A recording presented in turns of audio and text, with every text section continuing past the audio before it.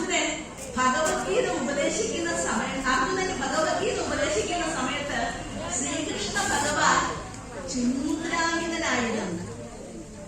പിന്നെ ഏറ്റവും പ്രധാനപ്പെട്ട ദേവത എന്ന് പറയുന്നത് ശബരിമല ശ്രീ ധർമ്മശാസ്താവാണ്. ധർമ്മശാസ്താവ് ചിന്മുദ്രയിലാണ് ശബരിമലയിൽ ഇരിക്കുന്നത്. എന്താണ് ചിന്മുദ്ര? ദക്ഷിണാമൂർത്തിയെ സ്മരിക്കുന്ന, കൃഷ്ണൻ വന്നേ ജഗദ്ഗുരുവെന്ന് പ്രാർത്ഥിക്കുന്ന, ശബരിമല ശ്രീ ധർമ്മശാസ്താവിനെ കാണുവാൻ ശബരിമലയിലേക്ക് എത്തുന്ന നമ്മൾ ഓരോരുത്തരും അറിഞ്ഞിരിക്കണം എന്താണ് ചിന്മുദ്രയുടെ തത്വമെന്ന്. നമ്മൾ ജനങ്ങൾ എല്ലാവരും തന്നെ സന്തോഷം ആഗ്രഹിക്കുന്നവരാണ്, സുഖമായി ജീവിക്കണം എന്ന് ആഗ്രഹിക്കുന്നവര്. തനിക്ക് സുഖമായിട്ട് ജീവിക്കുന്നതിന് വേണ്ടിയിട്ട് കട്ടാണേലും മുട്ടിച്ചാണേലും ആരെങ്കിലും കൊണ്ടിട്ടാണേലും പിടിച്ചു പറിച്ചിട്ടാണേലും ധർമ്മശാസ്താവിനെ കൊള്ളയടിച്ചിട്ട് പോലെയാണേലും സുഖമായി ജീവിക്കുന്ന ആളുകളുള്ള ഒരു സമൂഹത്തിലാണ് നാമും ജീവിക്കുന്നത്. നമ്മൾ ഓരോരുത്തരും സുഖമായി ജീവിക്കുന്നതിന് വേണ്ടിയിട്ട് എങ്ങനെയും ധനം സമ്പാദിക്കാൻ ശ്രമിക്കും. യാവത് ജീവേ സുഖജീവേ ഋണം കൃത്വാ ധൃതം വിവേ. അതാണ് പുനരാഗമനം ഉദ. ഇത് ചർവാകൻ പറഞ്ഞിട്ടുള്ള വാക്കുകളാണ്. ചരുവാക്ക് കേൾക്കാൻ നല്ല രസമാണല്ലേ? എന്താണ്? യാവത് ജീവേ സുഖജീവേ, എങ്ങനെ ജീവിച്ചാലും വേണ്ടിയില്ല, സുഖമായിട്ട് ജീവിക്കണം. അതിനായിട്ട് നമ്മൾ എന്ത് ചെയ്യും? ഋണം കൃത്വ, കടം വാങ്ങിക്കും. കിട്ടാവുന്നിടത്തുനിന്നൊക്കെ കടം വാങ്ങിക്കും. കിട്ടാവുന്ന ബാങ്കുകളിൽ നിന്നൊക്കെ ലോൺ എടുക്കും. ബ്രൈഡുകാരിൽ നിന്നെല്ലാം കടം വാങ്ങിക്കും. പലിശയ്ക്ക് വാങ്ങാവുന്നിടത്തെല്ലാം പലിശയ്ക്ക് വാങ്ങിക്കുകയും ഭൂമി വരെ പണയം വെക്കുകയും ചെയ്യും. എന്നിട്ട് സുഖമായി തന്നെ കഴിയുകയാണ്. എന്തുകൊണ്ടാണ് കഴിയുന്നതെന്നാണ് ചർവാകൻ പറയുന്നത്. അങ്ങനെ കഴിയുന്നത് ഈ ദേഹം പശുമായിട്ട് പോകാനുള്ളതല്ലേ, പിന്നെ നമുക്ക് അങ്ങനെ ജീവിക്കാനൊക്കെ പുനരാഗമനം കുതാ അല്ലേ? വേറെ വീണ്ടും നമുക്ക് ജനിച്ചാൽ വരാനൊക്കെ നന്നായിട്ട് ജീവിക്കാൻ പറ്റുമെന്നൊന്നും കരുതിയിട്ട് കാര്യമില്ല. ചാരുവാക്ക് പറയുന്നത് പോലെയാണ് നമ്മുടെ ജീവിതം. ലൗകിക സുഖങ്ങളിൽ മുഴുകുന്നതിന് വേണ്ടിയിട്ട് പ്രകൃതിയോട് നമ്മൾ ഇണങ്ങി നിന്നുകൊണ്ട് പ്രകൃതിയിൽ നിന്ന് കിട്ടാവുന്ന എല്ലാ സൗകര്യങ്ങളും വാങ്ങിയെടുത്തുകൊണ്ട് ജീവിക്കുക അല്ലെ? സതോ രജോ തമോ ഗുണങ്ങളായ പ്രകൃതിയെയാണ് ഈ 3 വിരലുകൾ കാണിക്കുന്നത്. മനുഷ്യനെ പ്രതിനിധാനം ചെയ്യുന്ന ഈ ചൂണ്ടുവിരൽ പ്രകൃതിയോട് ചേർന്ന് നിൽക്കുകയാണ് അല്ലെ? പ്രകൃതിയോട് ചേർന്ന് ഈ ചൂണ്ടുവിരൽ നിൽക്കുന്നു.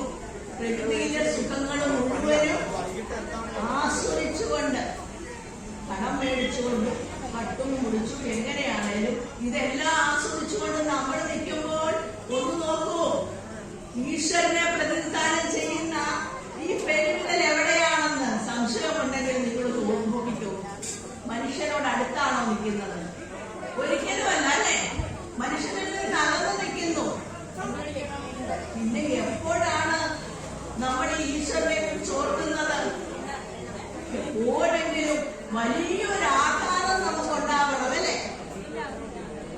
അപ്രതീക്ഷിതമായ ഒരു മരണം, ഒരു മഹാരോഗം, വലിയ കലഹം, ഇങ്ങനെയൊക്കെ വരുമ്പോൾ നമ്മൾ വിചാരിക്കും, ദൈവമേ ഈ സുഖങ്ങളൊന്നുമല്ല സുഖം, ഇതെല്ലാം എന്റെ അഹങ്കാരമായിരുന്നു എന്ന് മനസ്സിലാക്കിയിട്ട് ഈ നടുവൊക്കെ ഒന്ന് വളഞ്ഞ് നേരെ നമ്മള് ഈശ്വരനിലേക്ക് ചെല്ലും അല്ലേ? ഇങ്ങനെ ഈശ്വരനിലേക്ക് ചേരുന്ന ഈ ഭാവമാണ് ചിന്മുദ്രാഭാവം എന്ന് പറയുന്നത്. എവിടോട്ടാണ് ചെല്ലുന്നത്? ജീവാത്മാവായ നാം പരമാത്മാവായ ഈശ്വരനിലേക്ക് ആത്യന്തികമായി ചേരുന്നു.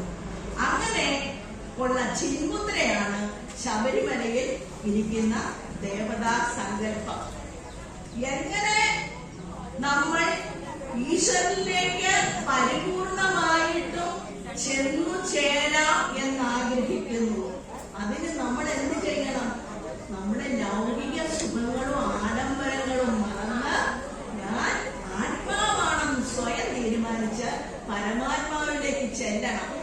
അങ്ങനെ നമ്മളായതിനു ശേഷം ശബരിമലയിൽ ചെന്നിട്ടേ കാര്യമുള്ളൂ. അല്ലാതെ ഇന്നലെ വരെ സകലമായ വൃത്തികേടുകളും കാണിച്ചിട്ട് ഇന്ന് രാവിലെ മാലയിട്ട് ശബരിമലയിൽ പോയി തൊഴുതിട്ട് വന്നിട്ട് ഞാൻ 20 പ്രാവശ്യം പോയി, ഞാൻ 40 പ്രാവശ്യം പോയി എന്നൊന്നും പറഞ്ഞിട്ടൊന്നും കാര്യമായില്ല. 41 ദിവസം നിഷ്ഠയോടുകൂടി വ്രതമെടുത്ത് മറ്റ് അശുദ്ധികളൊന്നും തന്നെ ഇല്ലാതെ ലൗകിക സുഖങ്ങൾ വെടിഞ്ഞ് നമ്മൾ മാലയിട്ട് ക്ഷേത്രത്തിലേക്ക് പോകാൻ യോഗ്യത നേടുമ്പോഴാണ് നമ്മൾ സ്വാമിയാകുന്നത്. സ്വാമി എന്ന് പറഞ്ഞാൽ എന്താണ് അർത്ഥം? യജമാനൻ എന്നാണ് സ്വാമിയുടെ അർത്ഥം. ആരുടെ യജമാനൻ? ഇത്രയും നാൾ നമ്മളെ ഭരിച്ചത് ആരാ?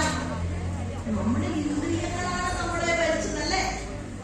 കണ്ണു പറയുന്നതെല്ലാം കാണുക, എവിടെയെല്ലാമാണ് പോയി എന്തെല്ലാമാണ് കാണുന്നത്. കാത് പറയുന്നത് എല്ലാം കേൾക്കും, എത്ര മോശപ്പെട്ട കാര്യമാണേലും.